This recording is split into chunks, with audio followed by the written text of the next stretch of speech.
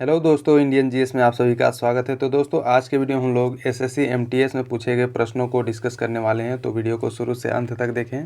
जो लोग इसका एग्ज़ाम दे चुके हैं वो अपना आंसर मैच करें, और जो लोग इसका एग्ज़ाम नहीं दिए हैं, जिनका आने वाले दिनों में एग्ज़ाम है, वो देखें और अपना पैटर्न समझें कि किस तरह का क्वेश्चन पूछे जा रहे हैं एमटीएस में, ताकि आपको एक अंदाज़ा मिल जाए कि कहाँ कहाँ से हमको पढ़ना है और क्या क्या पढ़ना है।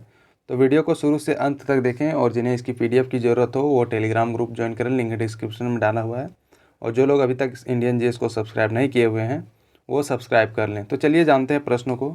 पहला प्रश्न पूछा गया है, who was the spiritual teacher of Swami Vivekananda. That means Swami Vivekananda के आध्यात्मिक गुरु कौन थे, ये प्रश्न पूछा गया था। तो इसका आंसर क्या होगा? इसका आंसर होगा रामकृष्ण परमहंस जी जो थे, ये स्वामी विवेकानंद के स्पिरिचुअल गुरु थे। दैट मीन्स स्पिरिचुअल टीचर, आध्यात्मिक गुरु। अब इनके बारे में जान लेते हैं। जो विवेकानंद जी थे, इनके द्वारा रामकृष्ण मठ की स्थापना की गई थी, रामकृष्ण मिशन और वेदांत सोसाइटी की नींव रखी गई थी विवेकानंद के द्वारा। तो ये याद रखें। और इन्हीं के द्वारा 1893 में अमेरिका के शिकागो में हुए विश्व धार्मिक सम्मेलन में इनके द्वारा स्पीच दिया गया था, और हिंदुत्व को वहाँ पर रिप्रेजेंट किया गया था इनके द्वारा। तो ये सभी चीज़ें हैं जो कि स्वामी विवेकानंद से रिलेटेड हैं। अब नेक्स्ट प्रश्न जानते हैं। अगला प्रश्न है, व्हेन वाज प्रधानमंत्री ग्रामोदय योजना इम्प्लीमेंटेड। मतलब प्रधानमंत्री ग्रामोदय योजना जो है वो कब लागू की गई थी, ये प्रश्न पूछा गया था। तो इसका आंसर क्या होगा? इसका आंसर होगा जो 2000 में इसको मतलब लागू किया गया था। और यह जो योजना है ये केंद्र सरकार द्वारा बनाई गई योजना है, जिसमें भारत सरकार के द्वारा वर्ष 2000 में शुरू किया गया था। इस योजना का मुख्य उद्देश्य क्या था कि भारत में ग्रामीण आबादी के जीवन में सुधार करना, जैसे कि सभी सुविधाएं प्रदान करना, बिजली, शिक्षा और स्वास्थ्य, ये सभी ये इनसे रिलेटेड है जो प्रधानमंत्री ग्रामोदय योजना है। और इसको कब लॉन्च किया गया था? ये 2000 को लॉन्च किया गया था। अब नेक्स्ट जानते हैं। अगला प्रश्न है, which planet is known as the twin planet of the earth. मतलब कौन से प्लानट को पृथ्वी का जुड़वा ग्रह माना जाता है, ऐसा प्रश्न पूछा गया। तो इसका आंसर क्या होगा? इसका आंसर होगा शुक्र ग्रह को पृथ्वी का जुड़वा ग्रह माना जाता है। अब अगला प्रश्न जानते हैं। अगला प्रश्न है, Sitara Devi was associated with which dance form. मतलब जो सितारा देवी है वो किस नृत्य शैली से संबंध रखती है। तो इसका राइट आंसर क्या होगा? इसका राइट आंसर होगा कथक। जो सितारा देवी है वो कथक की एक डांसर हैं, और इनके द्वारा मतलब कथक क्वीन के नाम से भी इनको जाना जाता है। और इनका जन्म 1920 में कोलकाता में हुआ था। और इसका मूल नाम जो है ये धनलक्ष्मी इनका मूल नाम था, जो इसको मतलब धनलक्ष्मी के नाम से इसको बुलाया जाता था, और धनी के नाम से भी इनको बुलाया जाता था। और इनकी जो नृत्य शैली जो है ये बनारस और लखनऊ घराना से दोनों से सम्मिलित मतलब मिला जुला नृत्य शैली है, और ये कथक की डांसर हैं। तो ये इनसे रिलेटेड एक्सप्लेनेशन था, इसे ध्यान से समझ लें। अब अगला प्रश्न जानते हैं। अगला प्रश्न क्या पूछा गया है? अगला प्रश्न है, where was the 5th edition of Khelo India youth games conducted. मतलब कहाँ पर 5वां खेलो इंडिया यूथ गेम्स जो है वो करवाया गया था।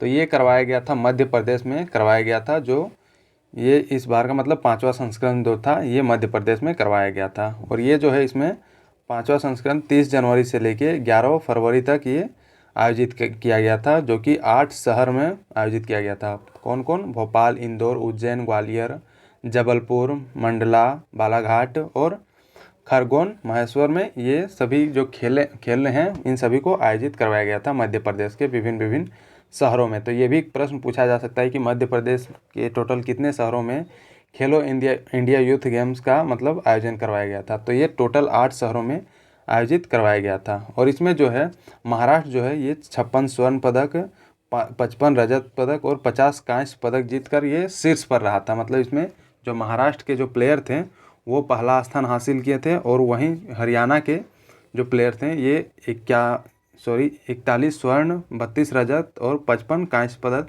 के साथ ये दूसरे स्थान पे थे। तो ये पहला और दूसरा भी याद रखें कि पहला कौन था। तो पहला महाराष्ट्र था और दूसरा हरियाणा। अब नेक्स्ट प्रश्न जानते हैं। अगला प्रश्न है पूछा गया है, what is the chemical name of marble. Marble का जो रासायनिक नाम क्या है? तो इसका रासायनिक नाम क्या है? कैल्शियम कार्बोनेट इसका रासायनिक नाम है मार्बल का, जो संगमरमर का जिसको हिंदी में बोला जाता है। अब नेक्स्ट जानते हैं। और इसका जो केमिकल फॉर्मूला होता है ये CO3 होता है मार्बल का, कैल्शियम कार्बोनेट जिसको बोला जाता है। अगला प्रश्न क्या है, when was the dietary act implemented, मतलब द्वैध शासन अधिनियम कब लागू किया गया था, ये प्रश्न पूछा गया है। तो ये प्रश्न मतलब ये जो लागू किया गया था ये 1919 ईस्वी में लागू किया गया था।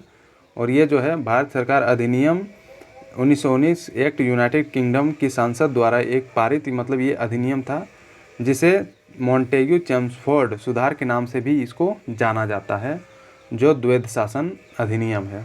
अब नेक्स्ट जानते हैं अगला प्रश्न क्या पूछा गया है, which war took place between Babur and Mohammad Lodi in 1529, मतलब 1529 में बाबर और मोहम्मद लोदी के बीच कौन सा युद्ध हुआ था। तो ये युद्ध जो हुआ था ये घाघरा का युद्ध हुआ था, जो कि बाबर और मोहम्मद लोदी के बीच ये हुआ था। और ये कब हुआ था, ये हुआ था 6 मई 1529 ईस्वी को। बंगाल में बिहार की संयुक्त सेना को घाघरा के युद्ध में मतलब कुचल डाला गया था, मतलब वहाँ पर घाघरा के मैदान में ये युद्ध कंडक्ट करवाया गया था। अब नेक्स्ट जानते हैं अगला प्रश्न क्या पूछा गया था, who has won the Sultan of Johor cup 2022, मतलब सुल्तान जौहर कप 2022 किसने जीता था। तो ये भारत ने जीता था और ये ऑस्ट्रेलिया को हराकर ये कप भारत के द्वारा जीता गया था, सुल्तान जौहर कप 2022। तो यही खेल और जीते गए जितने भी स्पोर्ट्स हैं उन सभी को एक बार देख लें, कौन सा मेडल जीता है, youth games, Asian games, Olympic games, ये सभी जितने भी हैं उन सभी को एक बार देख के ही एग्ज़ाम लिखने जाए, ताकि नेक्स्ट एग्ज़ाम जब भी आपका हो वो उसमें पूछा जा सकता है। तो अब नेक्स्ट प्रश्न जानते हैं, अगला प्रश्न क्या पूछा गया है, which is the commonly used chemical method to purify water, मतलब जल को शुद्ध करने के लिए आमतौर पर उपयोग की जाने वाली रासायनिक विधि कौन सी है, ये पूछा गया है। तो इसका आंसर क्या होगा, ये क्लोरीनीकरण जो है इससे पानी को शुद्ध किया जाता है और ये रासायनिक विधि है, मतलब केमिकल मेथड है जल को शुद्ध करने के लिए। अब नेक्स्ट जानते हैं, when is Ugadi festival celebrated, मतलब उगादी जो पर्व है वो कब मनाया जाता है। तो ये मनाया जाता है अप्रैल मंथ में, ये मनाया जाता है उगाड़ी फेस्टिवल। और इसका जो अर्थ है, इस शब्द का अर्थ है उगाड़ी का, इसका अर्थ है नया साल की उत्पत्ति। और यह जो त्यौहार है ये जो हिंदू चंद्र कैलेंडर की शुरुआत का जश्न ये मनाता है। और यह चैत्र के हिंदू लेनिस्टिक कैलेंडर महीने के पहले दिन मनाया जाता है, जो कि ग्रेगोरियन कैलेंडर के मार्च या अप्रैल महीने में ये आता है। और ऐसा माना जाता है इसमें कि भगवान ब्रह्मा ने इस दिन पृथ्वी के तत्वों का निर्माण शुरू किया था। तो ये सभी इंपॉर्टेंट पॉइंट्स हैं जो उगादी पर्व से रिलेटेड हैं। अब नेक्स्ट जानते हैं, नेक्स्ट प्रश्न क्या पूछा गया है, after the Kalinga war which policy was adopted by Ashoka, मतलब अशोक के द्वारा कलिंग वार के बाद कौन सा पॉलिसी अपनाया गया था। तो इसमें जो अशोक ने जब कलिंग का लड़ाई लड़ा था उस टाइम काफ़ी लोगों का मतलब उस टाइम हत्या हुआ था कलिंग में। उसी को देख के अशोक के मतलब मन में ये ख्याल आया कि उसके बाद वो कभी लड़ाई नहीं करेगा और वो अहिंसा की नीति को वो अपना लिया था। और ये इसी के बाद कलिंग के युद्ध के बाद उसका हृदय परिवर्तन हो गया और वो अहिंसा की नीति अपना के अपना जीवन यापन कर रहा था। और ये विजय जो उसका था वो आखिरी विजय था। और यह युद्ध जो हुआ था ये 262 से लेकर 261 ईसा पूर्व में ये युद्ध जो कलिंग का युद्ध है ये लड़ा गया था। तो ये सभी चीज़ें हैं। अब नेक्स्ट जानते हैं, how many subjects are there in the union list, जो यूनियन लिस्ट है संघ सूची जो है उसमें कितने सब्जेक्ट हैं, ये प्रश्न पूछा गया था। तो इसमें जो टोटल सब्जेक्ट हैं ये 61 सब्जेक्ट हैं यूनियन लिस्ट में, जो कि हमारे संविधान में लागू होने के समय इसके अंतर्गत 66 विषय थे और वर्तमान में जो है ये 61 विषय यहाँ पर हैं। और संघ सूची में दैट मीन्स जो यूनियन लिस्ट है ये 98 विषय शामिल हैं, जिसमें केंद्र सरकार के पास कानून बनाने का एकमात्र शक्ति है। और राज्य सूची में 61 विषय शामिल है, जिसमें राज्य सरकार पर कानून बनाने का एकमात्र शक्ति है, इसमें 61 होगा। और नेक्स्ट है समवर्ती सूची। समवर्ती सूची में क्या होता है, जिसको कंकरेंट लिस्ट बोला जाता है, जिसमें राज्य सरकार और सेंट्रल गवर्नमेंट दोनों कानून बना सकते हैं। तो इसमें टोटल जो विषय हैं इसमें 52 विषय रखा गया है और इसमें दोनों राज्य और सेंटर कानून बना सकते हैं। और यूनियन लिस्ट में केवल यूनियन कानून बना सकता है, स्टेट लिस्ट में केवल स्टेट कानून बना सकता है और कंकरेंट लिस्ट में दोनों कानून बना सकते हैं। तो ये सभी चीज़ें हैं याद रखने के लिए। अब नेक्स्ट जानते हैं, which is the dance perform by devadasis in temples of Tamil Nadu, मतलब तमिलनाडु के मंदिरों में देवदासियों द्वारा किया जाने वाला नृत्य कौन सा है। तो ये कौन सा नृत्य है, ये भारतनाट्यम जो नृत्य है ये तमिलनाडु में परफॉर्म किया जाता है। और ये भी प्रश्न काफ़ी बार ये पूछा जा चुका है कि तमिलनाडु का लोक नृत्य क्या है, तो ये भारतनाट्यम यहाँ का लोक नृत्य है। अब नेक्स्ट जानते हैं, according to census 2011 what is the percentage of urban population of India. अगर 2011 के जनगणना के अनुसार अगर देखा जाए तो भारत की नगरीय जनसंख्या कितना प्रतिशत है, ये प्रश्न पूछा गया है। तो इसका राइट आंसर क्या होगा, इसका राइट आंसर ये होगा कि 31.16% है, जो कि भारत की नगरीय जनसंख्या। और ये 2011 की जनगणना के अनुसार ये डाटा शो किया जा रहा है। और ये जिसमें से है 623.7 मिलियन पुरुष है और 586.46 मिलियन जो है महिलाएं हैं। और ग्रामीण जो जनसंख्या है ये 68.84% है। तो ये सभी भी याद रखने वाली पॉइंट्स हैं। ये तो शहर वाला पूछा जा चुका है, हो सकता है ग्रामीण वाला पूछा जाएगा। तो ये याद रखें कि कितना है ग्रामीण जनसंख्या 2011 की जनगणना के अनुसार, तो ये है 68.84% है। अब अगले प्रश्न की ओर बढ़ते हैं। अगला प्रश्न है, where is Kawas thermal power plant situated, मतलब कावास थर्मल पावर प्लांट जो है वो कहाँ पर सिचुएटेड है हमारे देश में, ये प्रश्न पूछा गया है। तो ये गुजरात में सिचुएटेड है और ये थर्मल पावर प्लांट है जहाँ पर कोयला से बिजली उत्पादन की जाती है। और इसकी जो कैपेसिटी है उत्पादन करने की बिजली, ये है 538 मेगावाट इसकी कैपेसिटी है, जो कि सूरत ज़िले में ये सिचुएटेड है। अब नेक्स्ट जानते हैं, who is the author of place of illusion. The place of illusion के लेखक कौन है, ये प्रश्न पूछा गया। मतलब ये बुक है और इसका लेखक कौन है, ये प्रश्न पूछा गया है। तो इसका आंसर क्या होगा, इसका आंसर होगा चित्रा बनर्जी दिवाकरुणी जी इसकी लेखक है, जिसका बुक का नाम है द पैलेस ऑफ इल्यूजन, मतलब इसका यही हिंदी फॉर्म होगा। और ये चित्रा बनर्जी दिवाकरुणी के द्वारा ये लिखा गया एक बुक है।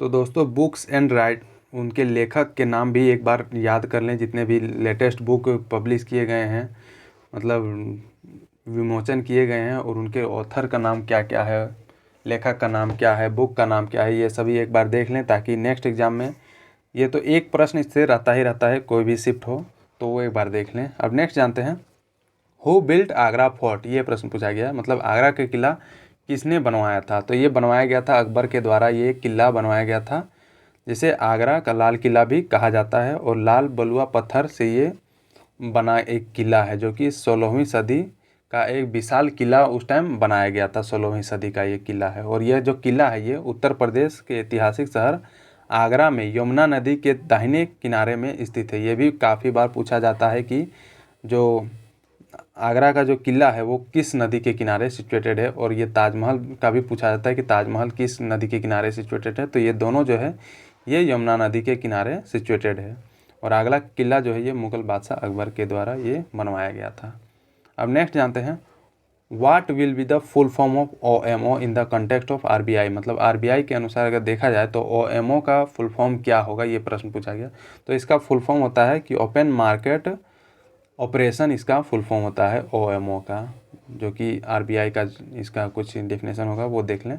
अब नेक्स्ट जानते हैं, हालांकि उतना जानने का ज़रूरत नहीं है, बस फुल फॉर्म ही पूछा जाता है।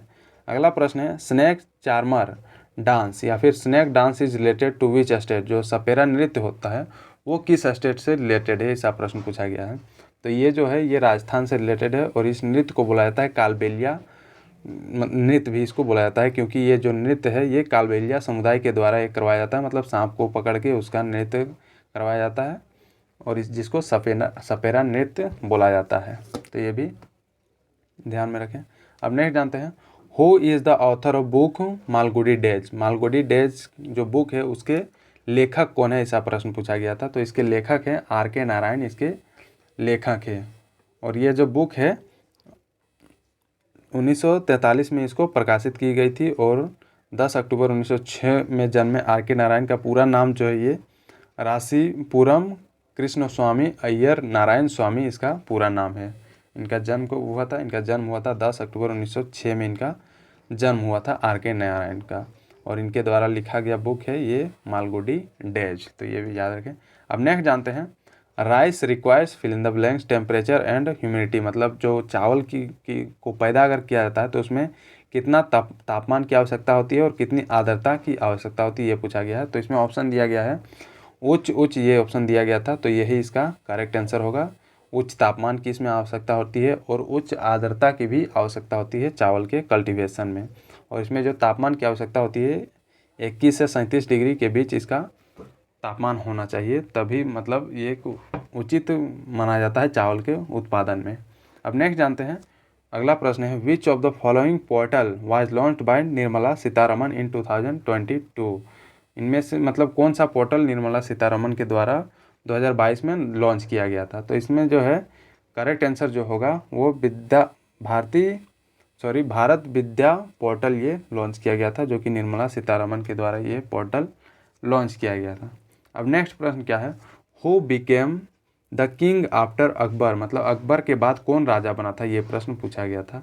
तो ये इसका राइट आंसर होगा जहांगीर अकबर के बाद राजा बना था। और यही जो है जहांगीर जो है अकबर के बाद मुगल साम्राज्य सबसे महान ये रहा था। और इनका जन्म जो है, जहांगीर का जन्म ये 21 अगस्त 1569 ईस्वी को सिंध फतेहपुर सिकरी में शेख सलीम चिश्ती की कुटिया में इनका जन्म हुआ था, जहांगीर का जन्म। और इसका जो नाम था ये सलीम जहांगीर के नाम से भी इनको जाना जाता था। अब अगला प्रश्न देखते हैं क्या पूछा गया था। अगला प्रश्न है article 43B is related to, जो आर्टिकल 43B है ये किससे संबंधित है, ये पूछा गया है। और ये हमारे संविधान से रिलेटेड मतलब ये प्रश्न डाले गए हैं पॉलिटी से।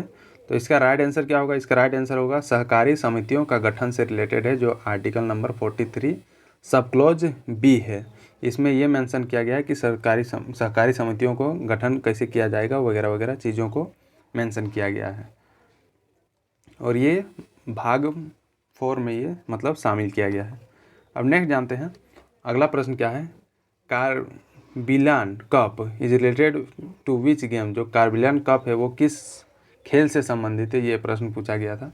तो इसमें जो है राइट आंसर होगा ये विश्व महिला टेबल टेनिस ये खेल से ये संबंधित है, जिसको बोला जाता है कार्बिलान कप। और ये कार्बिलान कप जो है ये महिला टेबल टेनिस का ये है। और इसमें जो है स्वेथलिंग कप जो है ये पुरुषों का टेबल टेनिस जो होता है उससे जुड़ा हुआ है। तो ये दोनों भी याद रखें कि कार्बिलान कप जो है ये महिला से जुड़ा है और स्वेथलिंग कप जो है ये पुरुष टेबल टेनिस से जुड़ा हुआ ये चीज़ है, मतलब वर्ड है। अब नेक्स्ट जानते हैं अगला प्रश्न क्या पूछा गया है, how many countries share border with India, मतलब कितने टोटल कंट्री है जो कि इंडिया के साथ बॉर्डर शेयर करते हैं, मतलब सीमा साझा करते हैं। तो ये टोटल 7 देश हैं जो हमारे देश के साथ सीमा साझा करते हैं। और वो कौन कौन से देश हैं, ये हैं अफ़गानिस्तान, पाकिस्तान, भूटान, नेपाल, चीन, म्यांमार, बांग्लादेश।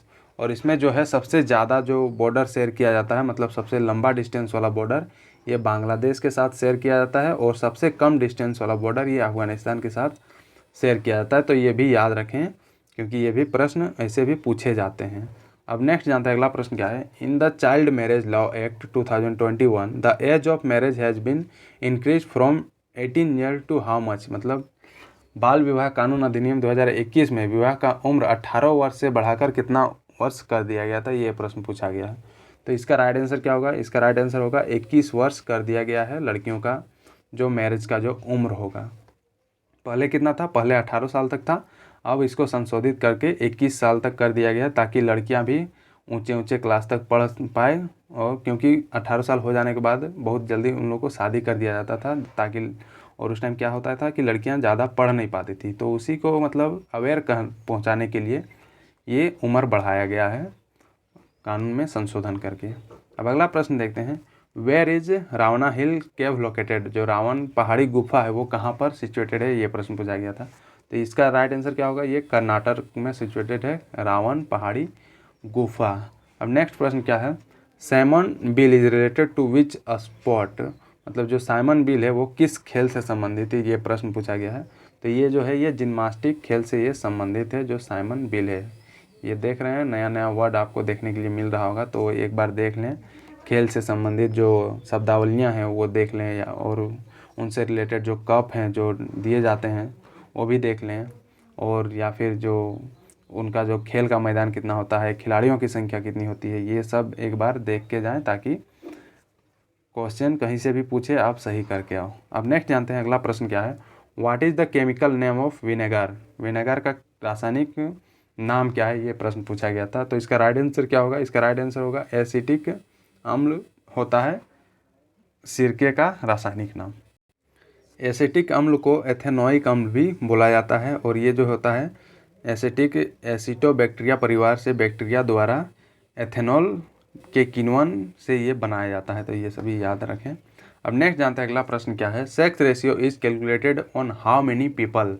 जो सेक्स रेशियो है वो कितने व्यक्तियों के द्वारा मतलब पर निकाला जाता है। तो ये जो है प्रति 1000 पुरुषों पर महिलाओं की संख्या ये होता है। मतलब इसमें जो होता है महिलाओं की संख्या ऊपर होता है और पुरुषों की संख्या नीचे होता है। तो ये कैलकुलेट किया जाता है कि 1000 पुरुष में कितनी महिलाएं हैं। तो वो दर्शाता है लिंगानुपात, मतलब सेक्स रेशियो को दर्शाता है। जैसे कि 2011 की जनगणना के अनुसार अगर देखा जाए तो भारतवर्ष में ये जो है प्रत्येक 1000 पुरुषों पे 940 महिलाएं ये थी और ये 2011 की जनगणना के अनुसार है इंडिया का। तो ये भी याद रखें। अब नेक्स्ट जानते हैं what is a plant with green and soft stem called. मतलब हरे एवं कोमल तना वाले पौधे को क्या बोला जाता है। तो इसको बोला जाता है हर्बल बोला जाता है। जो कि हरा एवं कोमल तना वाला जितने पौधे होते हैं उसको हर्बल बोला जाता है। जैसे इसके उदाहरण में अगर देखा जाए तो ये टमाटर, गेहूँ ये सभी आएंगे। अब अगला प्रश्न जानते हैं where is Vostok war exercise 2022 held. मतलब जो वॉस्टॉक युद्ध अभ्यास 2022 जो है वो कहाँ पर हुआ था। तो ये रूस में हुआ था और ये रूस का ही एरिया है जो वॉस्टॉक है, व्लादिवोस्तोक वगैरह। और ये भारत अन्य देशों के साथ चीन के साथ रूस एक बहुपक्षीय ये अभ्यास था जो कि वॉस्टॉक में आयोजित करवाया गया था। अब अगला प्रश्न जानते हैं who is the first Indian women to win an Olympic medal in badminton. मतलब बैडमिंटन में ओलंपिक पदक जीतने वाली पहली भारतीय महिला ये कौन है, ऐसा प्रश्न पूछा गया था। तो इसका राइट आंसर क्या होगा, इसका राइट आंसर होगा साइना नेहवाल जो है ये पहला मेडल मतलब जीती थी ओलंपिक पदक और जो कि भारतीय महिला और ये बैडमिंटन में इनके द्वारा जीता गया था। और इन्होंने 2012 में लंदन ओलंपिक में महिला एकल में कांस्य पदक इनके द्वारा जीता गया था। अब नेक्स्ट जानते हैं which gas is used in anaesthesia. Anaesthesia में कौन सा गैस प्रयोग किया जाता है। तो इसमें यूज किया जाता है नाइट्रस ऑक्साइड का यूज किया जाता है एनेस्थेसिया में। जो डॉक्टरों द्वारा निश्चेतक मतलब जो उसको सुन करके कुछ ऑपरेशन वगैरह किए जाते हैं तो यही दिया जाता है और उसके बाद ऑपरेशन किया जाता है ताकि पेशेंट को जो है वो दर्द ना हो। अब नेक्स्ट जानते हैं who chaired the 36th parliamentary committee on the official language. मतलब 36वीं संसदीय राजभाषा समिति के अध्यक्ष किसने की है। तो ये इसका आंसर क्या होगा, ये अमित शाह जी के द्वारा इसका अध्यक्ष किया गया था जो 36वीं संसदीय राजभाषा समिति जो है। अब नेक्स्ट जानते हैं Nati folk dance is related to which state. जो नाटी लोक नृत्य है ये किस राज्य से संबंधित है। तो इसका राइट आंसर होगा हिमाचल प्रदेश से ये जो नाटी नृत्य है ये संबंधित है। हिमाचल प्रदेश के और भी लोक नृत्य हैं जो कि हैं राक्षस, कयांग, बकियांग, वांगचू, जटारू, कयांग, चौहारा, सांड और साबू। ये सभी जो नृत्य हैं ये सभी हिमाचल प्रदेश के हैं। तो इसे भी ध्यान में रखें, हो सकता है आने वाले एग्जाम में पूछा जाएगा। अब नेक्स्ट जानते हैं अगला प्रश्न क्या है what is the length of badminton ground. जो बैडमिंटन का ग्राउंड है उसका लेंथ कितना होता है, मतलब लंबाई कितनी होती है, ये प्रश्न पूछा गया था। तो इसका जो राइट आंसर होगा ये होगा 13.40 मीटर इसकी लंबाई होती है। जो कि अगर फीट में देखा जाए तो इसकी 44 फीट लंबाई होती है। और इसमें जो होता है कोर्ट की चौड़ाई जो होती है ये होती है 5.18 मीटर होती है और जो कि 17 फीट होती है। ये सिंगल्स के लिए होती है और डबल्स के लिए अगर देखा जाए तो ये होती है 6.1 मीटर जो कि 20 फीट के बराबर होता है। तो ये सभी भी माप ये सभी याद रखें। अब अगला प्रश्न जानते हैं। अगला प्रश्न है in which year the negative growth rate of population was recorded in India. मतलब किस साल में नेगेटिव ग्रोथ रेट जनसंख्या का रिकॉर्ड किया गया था हमारे भारत में। तो ये जो साल थी ये थी 1911 से लेके 1921 का जो साल था इसमें नेगेटिव ग्रोथ देखा गया था पॉपुलेशन का। मतलब पॉपुलेशन का ग्रोथ जो है पिछले साल के अनुसार पिछले डिकेड के अनुसार वो कम पाया गया था। और ये कितना कम पाया गया था, ये पाया गया था -0.31% का इसमें ऋणात्मक वृद्धि ये पाई गई थी 1911 से लेकर 1921 का जो टाइम था उस टाइम। अब नेक्स्ट जानते हैं, अगला प्रश्न है when did Mallika Sarabhai get Padma Vibhushan award. जो मल्लिका साराभाई जी हैं वो कब पद्म विभूषण पुरस्कार से उनको सम्मानित किया गया था? तो ये जो है 2010 में इनको पद्म विभूषण अवार्ड इनको दिया गया था, जो कि शास्त्रीय नृत्यांगना मृणालिनी साराभाई और प्रसिद्ध अंतरिक्ष वैज्ञानिक विक्रम साराभाई की बेटी हैं, जिनका नाम है मतलब ये मल्लिका साराभाई। और ये जो है ये कुचिपुड़ी और भारतनाट्यम की नर्तकी और कलाकार हैं जो मल्लिका साराभाई जी हैं, और इन्हीं को पद्म विभूषण अवार्ड दिया गया था 2010 में, तो ये याद रखें। अब नेक्स्ट जानते हैं when did the first battle of Tarain take place. जो पहला तराइन का युद्ध हुआ था वो कब हुआ था, ये प्रश्न पूछा गया था। तो ये जो हुआ था ये 1191 ईस्वी को ये लड़ा गया था तराइन का प्रथम युद्ध, और ये जो है मोहम्मद गौरी के नेतृत्व में ये लड़ाया गया था, और एक तुर्की जनजातीय पृथ्वीराज चौहान के साथ मतलब ये लड़ाया गया था, और ये राजपूतों के बीच लड़ा गया ये युद्ध था, तो ये याद रखें। और इसका जो परिणामी युद्ध जो था मतलब इसमें कौन जीता था, ये राजपूत सेनाओं ने इसमें जीत हासिल की थी। और तराइन का जो दूसरा युद्ध है ये 1192 ईस्वी में लड़ा गया था, और इसमें पृथ्वीराज चौहान और मोहम्मद गौरी के मध्य ये लड़ाई हुआ था, जिसमें मोहम्मद गौरी ने पृथ्वीराज चौहान को हरा दिया था दूसरे तराइन के युद्ध में। और तराइन का तीसरा जो युद्ध हुआ था ये 1215 से लेकर 1216 के बीच हुआ था, और इसमें जो है इल्तुतमिश और कबूचा के बीच ये युद्ध लड़ा गया था। तो ये सभी चीज़ें भी याद रखें। पहला तो पूछ चुका है, दूसरा तीसरा हो सकता है नेक्स्ट एग्जाम में पूछ ले, नेक्स्ट कोई भी शिफ्ट में। अब नेक्स्ट जानते हैं what is the full form of GVA, ये पूछा गया था। तो इसका फुल फॉर्म क्या होता है? इसका फुल फॉर्म होता है ग्रॉस वैल्यू एडेड, इसका फुल फॉर्म होता है, और ये इकोनॉमिक्स का ये टर्म है, तो इसे भी ध्यान में रख लें। अब नेक्स्ट जानते हैं, अगला प्रश्न है according to the 2011 census which state has the largest population. अगर 2011 के जनगणना के अनुसार देखा जाए तो कौन से राज्य में सबसे ज़्यादा जनसंख्या उसमें पाई गई थी? तो ये जो राज्य है ये उत्तर प्रदेश में सबसे ज़्यादा जनसंख्या था 2011 के जनगणना के अनुसार, और ये जो था लगभग 19.98 करोड़ टोटल जनसंख्या थी उस टाइम उत्तर प्रदेश की, और वगैरह वगैरह ये जो दिए गए हैं। अब नेक्स्ट जानते हैं, अगला प्रश्न क्या पूछा गया था, Shinzo Abe was the prime minister of which country, ये प्रश्न पूछा गया था। तो ये जो शिंजो आबे जी थे वो किस देश के प्रधानमंत्री थे? तो वो थे जापान के प्रधानमंत्री थे जो शिंजो आबे जी थे, और ये जो है 2021 में शिंजो आबे भारत के दूसरे सबसे बड़े नागरिक अवार्ड पद्म विभूषण से इनको सम्मानित किया गया था शिंजो आबे जी को, इसीलिए ये पूछा गया है। अब नेक्स्ट जानते हैं, अगला प्रश्न क्या है, व्हेन वाज सुकन्या समृद्धि योजना लॉन्च्ड। जो सुकन्या समृद्धि योजना है उसको कब लॉन्च किया गया था भारत सरकार के द्वारा? तो ये जो लॉन्च किया गया था ये 22 जनवरी 2015 को ये लॉन्च किया गया था, जिसको बोलते हैं सुकन्या समृद्धि योजना।